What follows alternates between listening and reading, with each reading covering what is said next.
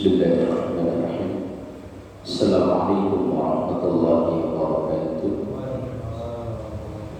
Bismillahirrahmanirrahim. Wassalatu wassalamu ala Rasulillah Sayyidina wa maulana Muhammad bin Abdillah wa ala alihi wa ashabihi wa man tabi'a rusydan wa ba'da. Ila hadratin Nabi Mustafa Muhammadin sallallahu alaihi wasallam wa ala alihi wa ashabihi wa azwajihi wa dhurriyyatihi wa ahli baitihi al-kiram. وجمع مدينة المسلمين والمسلمات والمؤمنين والمؤمنين ومن خصوص من هذا الكتاب الشيخ شهاب الدين أحمد بن حجر الأسقلاني الشيخ العلامة محمد النووي الفتاني الجامع الشافعي ببركة الفاتحة. أعوذ بالله من الشيطان الرجيم بسم الله الرحمن الرحيم. الحمد لله رب العالمين الرحمن الرحيم مالك يوم الدين إياك نعبد وإياك نستعين اهدنا الصراط المستقيم صراط الذين أنعمت عليهم غير المغضوب عليهم ولا الضالين آمين. والمقالة العشرون ya.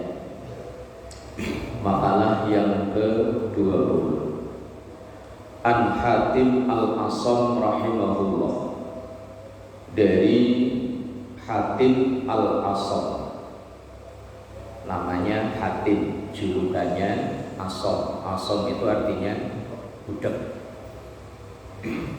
Ini seorang ulama yang dengan sukarela dipanggil budak. Ya, kayak Haji Bolot itu nama aslinya bukan Bolot kan ya? Siapa nama aslinya?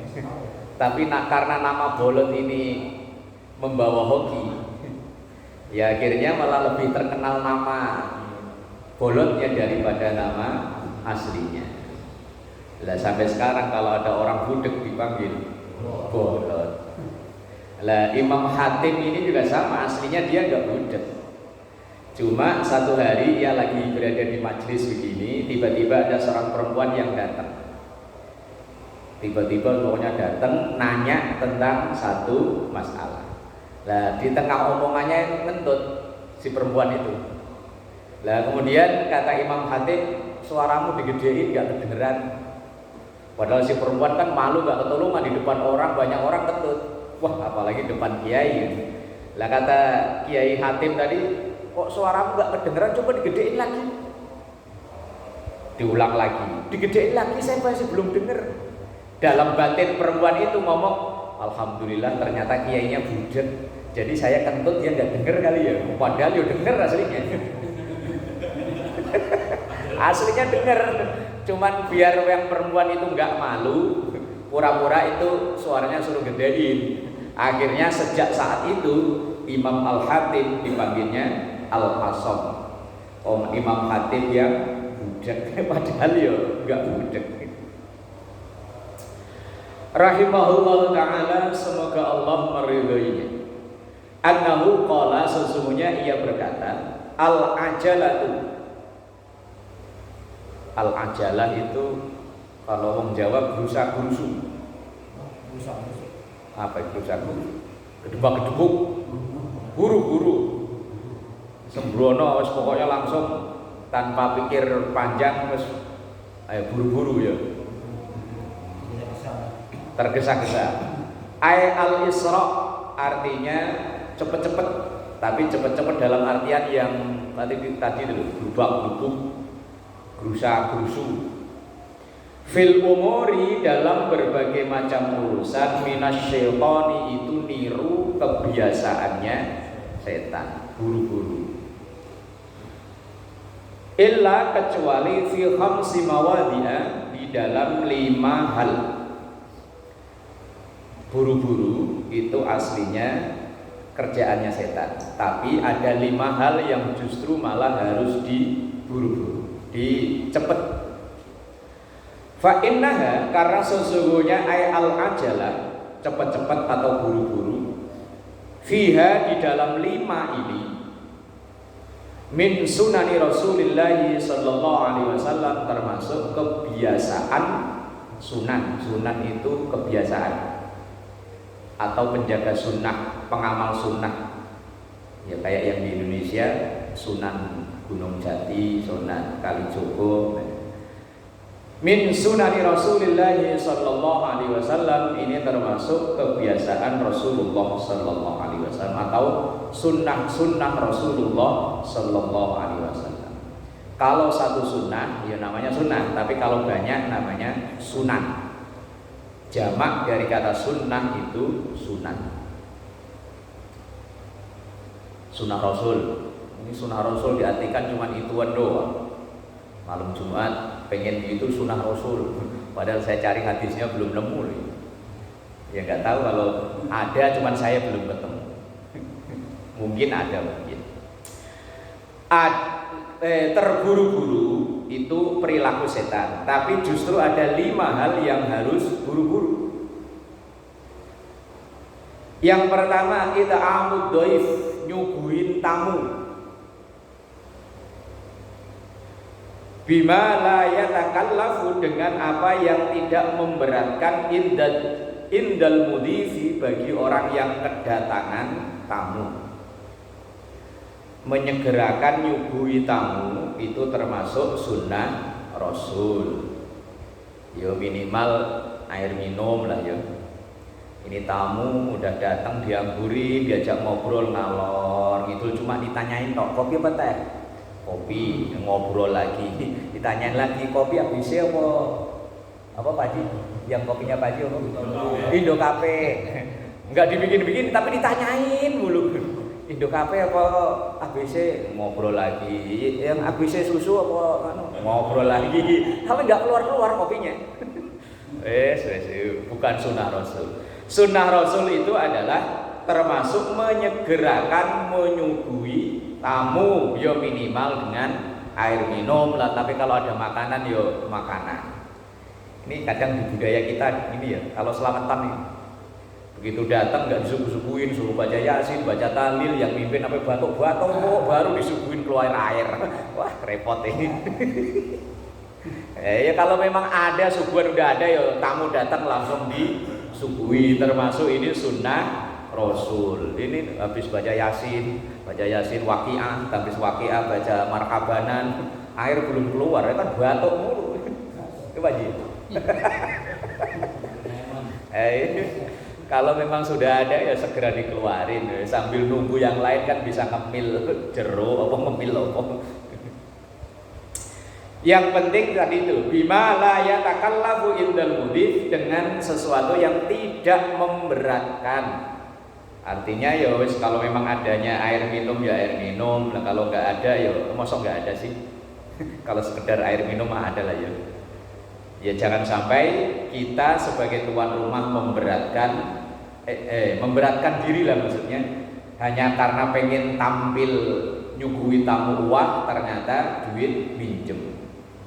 Ini kadang di budaya kita ya, nikahin anak pakai duit minjem. Itu kan dalam rangka pengen supaya nyuguhi tamu. Itu kalau dalam Islam ya malah nggak bagus. Cuman menjadi budaya, kadang orang mantu malah kayak orang bisnis ya.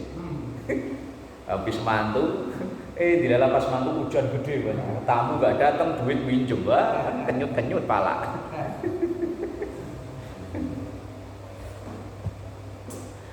Idza nazala ay al-dhaif fi manzilihi, ketika tamu itu datang ke rumah tuan rumah. Ketika tamu datang, sunnahnya segera disuguhi.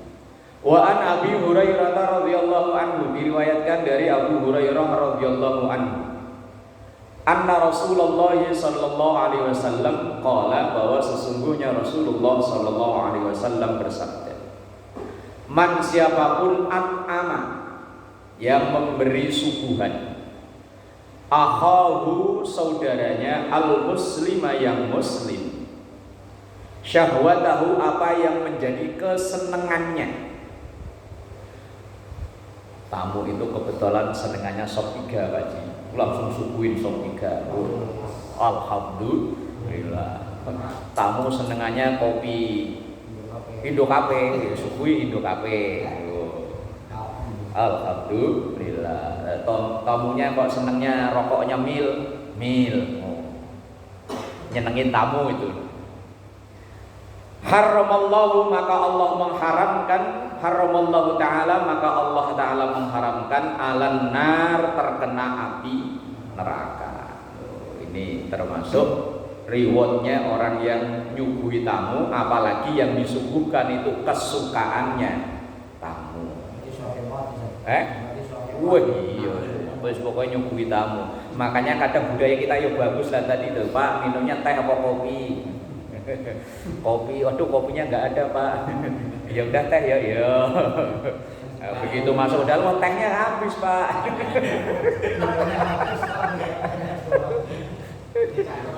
Warung jauh lah, ya ada air bening ya Pak, air bening ya.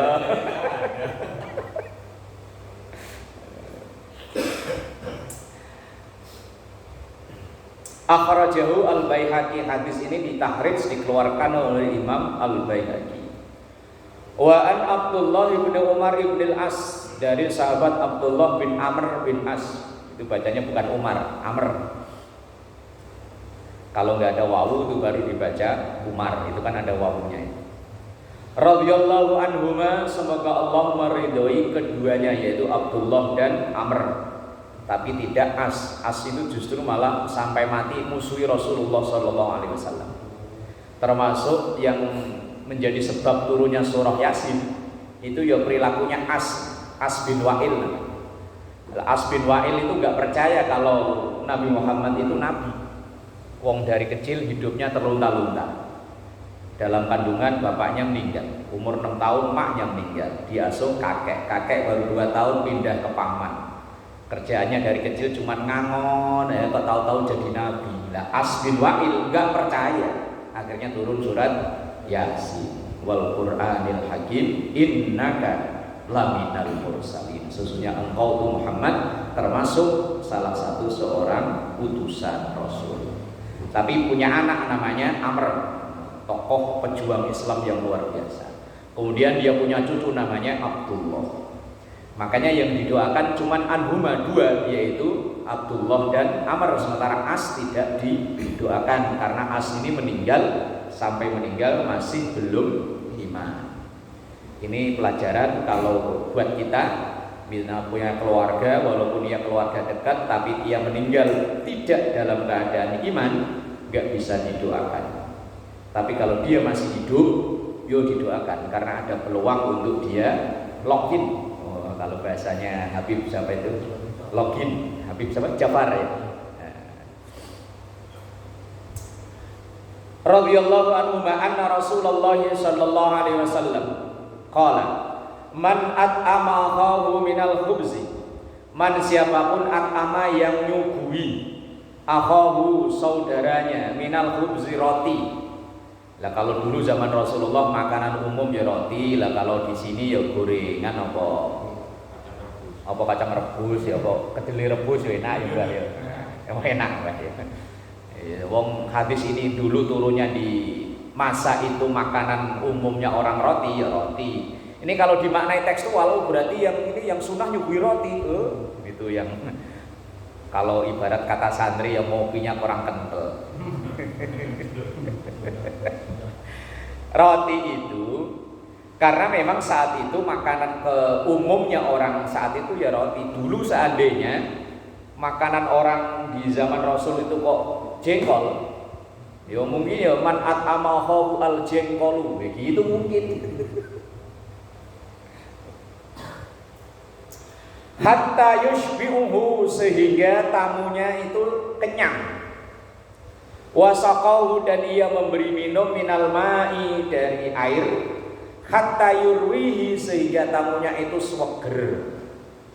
Ba'uda, maka jauh minan nari, dan neraka sab'a khanadik, 7 jurang. Kullu khandakin masiratu sab'i mi'ati amin. Nah, jarak satu khandak, satu jurangan itu perjalanan 700 tahun. Pokoknya jauh banget. Itu kalau nyuguhi tamu, apalagi tamunya sampai gelegeen. Nah, ya kan habis makan, kasih makan sop iga, minumnya es buah, ya. Habis minum es buah mudut, habis mudut kopi. Wah, gelegeen tamunya. Seger wah wis jauh dari api neraka. Akhrajahu An-Nasa'i wa Tabrani wal Hakim wal Baihaqi, yang meriwayatkan bukan hanya satu orang ahli hadis, banyak, berarti sahih hadisnya. Yang pertama yang disegerakan itu adalah nyuguhi tamu. Yang kedua wa tajhizul mayyit, ngurus jenazah. Kalau agama lain malah kadang ditunda-tunda ya, sampai berapa hari gitu ya, disemayamkan sampai berapa hari. Kalau syariat Islam disegerakan. Bil ghusli, dengan memandikannya, wat takfini, dan mengkafankannya, wassalati alaihi, dan mensolatkannya, wat dafni, dan menguburkannya. Yang disegerakan 4 itu, karena 4 ini yang kifayah. Tapi bagi perempuan kifayahnya cuma nyampe nyolati.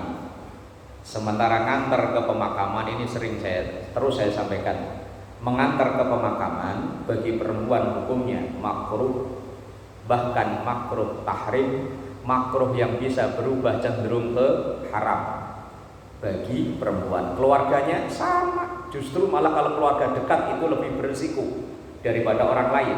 Kalau orang lain kesedihan kan hanya bentaran doang. Tapi kalau misalnya bapaknya, suaminya, begitu melihat suaminya, misalnya suaminya ya, yang meninggal sama suami, dimasukkan ke liang lahat. Lah rata-rata perempuan kan emosinya labil, teriak-teriak, nangis yang enggak karuan. Ya yang beb ikut, Pak Idris ya. Lah itu seandainya itu kata malaikat, ya udah ayo barengan. Lah iya, lah kadang ya Allah pingsan. Lah kalau orangnya kecil gotongnya enteng. Kalau perempuannya itu XL bajunya, X-nya itu 6 baru L. Wah. Gotong, apalagi gotong kayak Pak Tile gini. Waduh.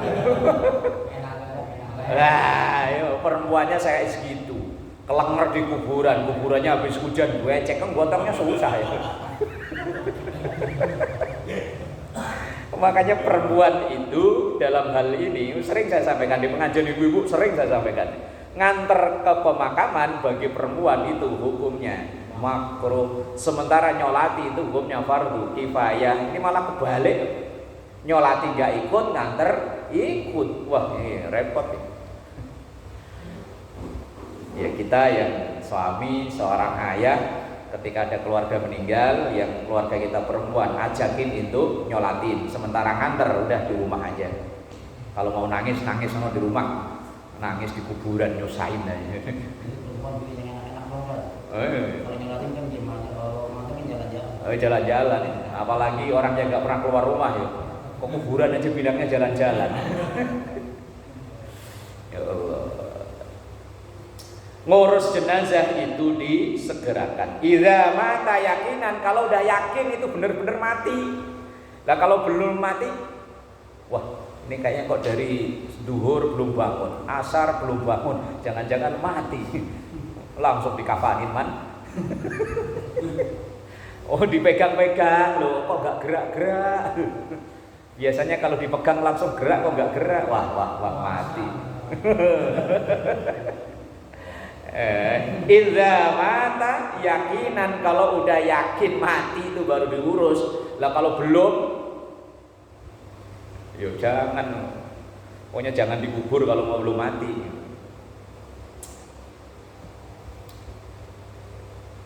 Ruya annahu sallallahu alaihi wasallam qala, diriwayatkan bahwa Rasulullah sallallahu alaihi wasallam bersabda, inna awwala ma yujazal mu'minu ba'da mautihi, bahwa sesungguhnya yang pertama kali dibalas atau diberi pahala al-mu'minu, orang yang beriman, ba'da mautihi, setelah kematiannya, ayyufara, diampuni li jami'i man tabi'ahu janazatahu, bagi semua orang yang ngikut nganter jenazahnya.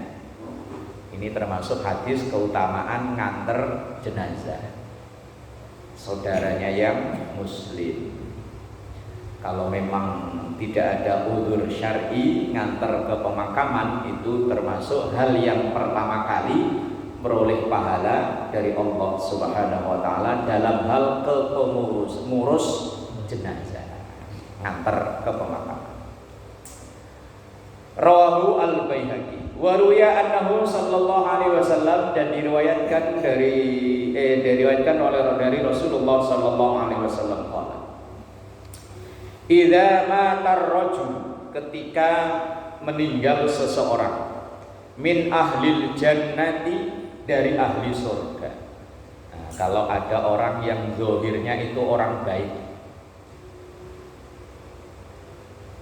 istahya Allahu azza wa jalla, maka Allah malu ayu adziba, untuk mengadab, man hamalahu, orang yang hamalah itu bawa ya kalau dulu panggul, kalau sekarang berarti supir ambulan ini ya. Nah, yang bawa kan supir ambulan. Ya kalau dulu kan dipanggul, hamalah itu kan membawa, manggul, gotong. Ya yang gotong yo dari musola ke ambulan, dari rumah ke musola, atau pas mungkin meninggalnya di kamar dipindahin ke ruang tamu, ya kan gotong ya. Nah, itu kalau yang meninggal orang baik, makanya kalau kita ngelihat orang baik meninggal, waktu pemakaman siapa itu ya, dari rumah ke pemakaman nggak perlu pakai ambulan, hanya estafet dari tangan ke tangan, karena orang nunggu itu dari rumah sampai ke kuburan itu full, estafet dari tangan ke tangan. Semua orang yang nggak kebagian manggul, yang penting pokoknya nyentuh ininya loh, apa namanya itu, keranda. Nah karena memang hadisnya ada ternyata ya, bahwa Allah itu malu untuk mengadab, alias Allah mengampuni dosa orang yang gotong jenazahnya orang yang zahirnya itu ahli surga. Ya kayak dulu siapa ya, Habib Munzir siapa ya, yang waktu meninggal itu kan ya Allah, lautan manusia, Gus Dur. Nah generali gitu ya. Nah iya. Nah itu kan hadisnya ya memang ada orang yang pengen berebut, ya kalau nggak bisa gotong minimal ya nyentuh lah. Nah ini hadisnya, Allah malu untuk mengadab orang yang gotong jenazahnya orang ahli surga. Wa man tabi'ahu, orang yang ngikutinya atau nganternya, nggak bisa gotong ya pokoknya ikut nganter. Wa man shalla alaihi, dan orang yang mensolatkannya. Nah, sholat ini ada yang bil ghaib. Bil ghaib itu jenazahnya nggak ada di depan kita. Dan memang tidak ada keharusan bahwa jenazah itu taruh di depan. Cuma memang lazimnya kalau nyolati jenazah ya jenazahnya taruh di depan. Seandainya enggak, ya apa-apa. Cuma ya nggak umum gitu aja. Nah, biasanya kalau nggak umum itu akan timbul masalah baru kan. Umpama di sini ada yang meninggal, kebetulan orangnya nggak pernah ke musola. Kemudian pas mau nyolati, kita taruh di luar jenazahnya. Kita sholat jenazah di dalam, itu saya yakin keluarganya protes ya. Mentang-mentang bapak saya nggak pernah ke musola, giliran nyolatin nggak boleh dibawa masuk. Padahal ya nggak ada kewajiban bahwa jenazah itu harus di depan. Iya songong, nggak pernah ke musola, giliran ke musola rebahan di depan imam ya kan. Biasanya orang-orang itu kalau ke musola kan berdiri, duduk di belakang imam. Ini nggak pernah datang ke musola, giliran datang ke musola rebahan di depan imam. Makanya kan enaknya dikubur aja ya begitu kan ya. Songong. Itu dulu saya dipecandain sama ketua masjid itu, awalnya enggak ngeh. Habis sholat zuhur ada jenazah. Nah jenazah itu taruh di depan, saya di belakang habis ambil wudhu langsung dicolek. Ustaz, ada apa Pak Haji? Itu orang songong amat ya. Kenapa Pak Haji? Itu setahu saya sehari-hari nggak pernah kesini. Giliran kesini malah rebahan di depan imam. Wah saya ketawa. Oh iya ya bener ya. Waktu hidup nggak pernah ke musola, giliran mati pengen digotong ke musola ya. Waktu hidup diadani sampai apa tadi? As-sholatu khairum minan naum, ketinggalan. Suruh nyusulin pakai Grab nggak mau. Saking semangatnya adzan subuh sampai itunya ketinggalan, diadani nggak datang. Makanya kalau diadani jam 4:30 nggak datang, ntar jam 9 adani lagi Pak. Diadani jam 4:30 kok nggak datang, jam 9 adani. Ntar kalau pada datang, lu gila ya jam 9 adzan, lu lebih gila lagi. Saya adani jam 4:30 nggak datang, giliran saya adzan jam 9 datang. Emang mau sholat apa jam 9? Salat duha. Ya Allah. Rawahu Ad-Dailami. Ini yang kedua ya. Yang pertama nyuguhi tamu, yang kedua ngurus jenazah, yang segera itu maksudnya. Wa tazwijul binti idza balagat, menikahkan anak perempuan kalau memang sudah waktunya. Kalau memang sudah waktunya, apalagi calon sudah ada, wes gak usah tunggu lama-lama. Langsung dinikahin. Takutnya dia kawin sendiri tanpa wali, tanpa saksi, kan bahaya. Iya. Lah sama bapaknya ntar neng kalau udah kebeli rumah lunas, lah 20 tahun lagi lunas. Bah, saya udah dapat calon nih, bentar neng rumah belum lunas, lah 20 tahun lagi baru lunas.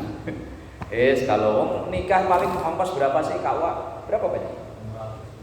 Ongkos kawa lah 600 nunggu rumah lunas. 600 man masih kurang 200. Kalau belum makan nikahin anak perempuan kan mau ngapain? Kalau lakinya belum makan. Lah masalah mapan enggak, kalau dia udah berani nyenengin anak orang itu berarti udah siap. Kalau dia udah nyenengi anak orang itu berarti udah siap. Nunggu mapan sampai mati gak bakalan mapan. Namanya mapan itu kan manggon kalau orang Jawa ya.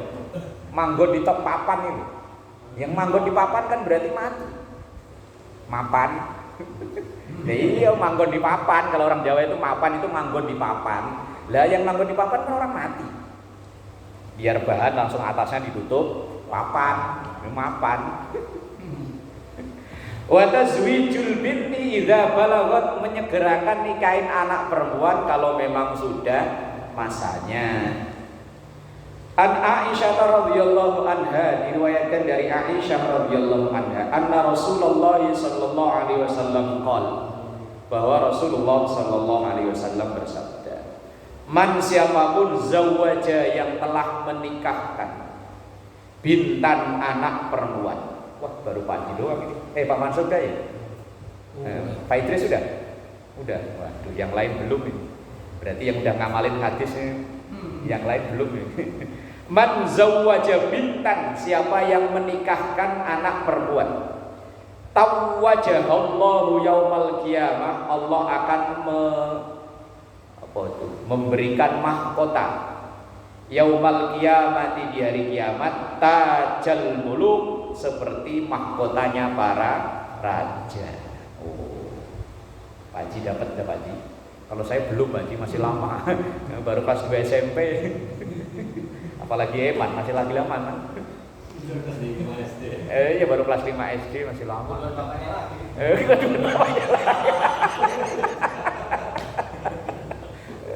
Berarti yang udah ini baru Pak Haji, Pak Idris sama Pak Mansur ya, yang ngamalin hadis ini, menikahkan anak perempuan. Kenapa sampai Rasulullah memberikan kabar gembira reward menikahkan anak perempuan? Kok enggak nikahin anak laki gitu ya? Karena memang di zaman itu kan punya anak perempuan itu aib, malu. Punya anak perempuan itu kan malu. Makanya banyak yang begitu lahir bunuh.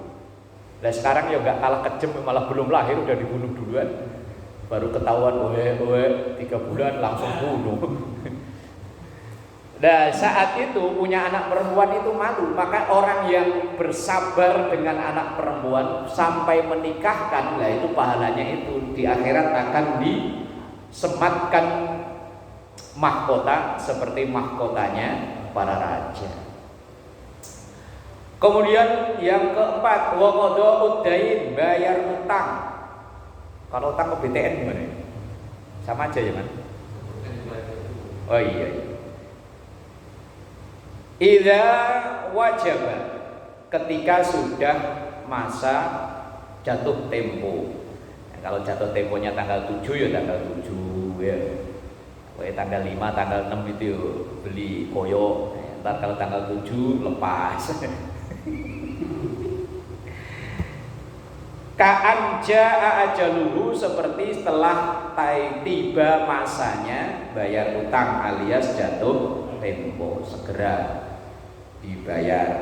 Takutnya nanti sampai mati belum kebayar. Nah, itu yang akan ngalangi langkah seseorang untuk menuju Allah. Nafsul mu'min mu'allaqah bidainihi hatta yubdu anhu. Jiwa seorang mukmin langkahnya untuk menghadap Allah itu terhalang oleh utangnya. Hatta yubdu anhu, sehingga utang itu dibayar. Maka di masyarakat kita itu ada budaya yang bagus. Setelah atau sebelum sholat jenazah ada sambutan biasanya ya. Biasanya dari keluarga atau tokoh masyarakat yang mewakili. Di antaranya isi sambutannya itu ya mengingatkan kalau ahli waris ini ahli waris almarhum atau almarhumah ini punya utang, mohon menghubungi ahli waris. Ya karena itu tadi. Dan riwayat panjang Rasulullah itu pernah nolak ngimami, mimpin sholat jenazah ketika diketahui orang yang meninggal ini ahli utang. Utang itu jadi hobi, bukan kebutuhan tapi hobi. Padahal di rumah ya ada, cuman hobinya orang makan hobi. Nah, ya, menjelang lebaran begini ditawarin apa aja diambil. Padahal ya nggak begitu butuh kadang. Wa taubatu, dan taubat minadz-dzambi, dari dosa, idza farata biwazni qatala. Lafaz farata itu mengikuti wazan qatala. Wa taubatu, dan taubat minadz-dzambi, dari dosa, idza farata, ketika telah terlanjur terjadi. Ai taqaddama, artinya telah terlanjur. Wa ani bin Umar radhiyallahu anhuma, nah ini bacanya Umar, kalau tadi Amr. Dan diriwayatkan dari Ibnu Umar, sama-sama namanya Abdullah. Sahabat Nabi, ada yang namanya Amr, ada yang namanya As, punya anak laki-laki dinamain sama Abdullah. Abdullah bin Amr, ada Abdullah bin Umar. Inna kunna, sesungguhnya kami, lana'uddu, ngitung, li Rasulillah sallallahu alaihi wasallam fil majlis, apa yang dilakukan oleh Rasulullah dalam satu kali duduk. Satu majelis itu satu duduk. Yaqulu, beliau Rasulullah itu membaca, Rabbi ghfirli wa tub alayya innaka antat tawwabul ghafur. Ini wiridan Rasulullah dalam sekali duduk. Berapa kali? Mi'ata marrah, 100 kali. Rasulullah orang yang dosanya dijamin gak ada dosa. Kalaupun ada kesalahannya diampuni, atau dalam bahasa lain maksum, dijaga, terjaga dari dosa. Itu pun beliau, Rabbi ghfirli, ya Allah ampuni aku, wa tub alayya, dan terima taubatku. Innaka, sesungguhnya engkau, anta ya engkau, at-tawwabu, zat yang menerima taubat, al-ghafuru, dan zat yang maha pengampun. Ini wiridan Rasulullah, Rabbi ghfirli wa tub alayya innaka antat tawwabul ghafur. Biasanya antat tawwabur rahim ya. Kalau ini antal tawwabul ghafur. Ini wiridannya Rasulullah. Tobat segera, jangan ditunda-tunda. Kalau ada gini kan, pilih orang ambil buat kembali ya. Ya mungkin nanti redaksinya lain Pak. Wes pokoknya ini redaksi yang ditulis oleh Imam Hatim Al-Asham, Imam Nawawi Banten kutip dari ucapan Hatim Al-Asham, hadis yang diriwayatkan oleh Imam Ahmad, Imam Tirmidzi dan Abu Daud. Redaksi hadisnya, Rabbi ghfirli wa tub alayya innaka antat tawwabul ghafur. Dibaca 100 kali dalam 1 kali duduk ya, sambil nyender rapopo sambil merenungi nasib Rabbi firli wa tub alayya innaka antat tawwabul ghafur. Wallahu a'lam bishawab.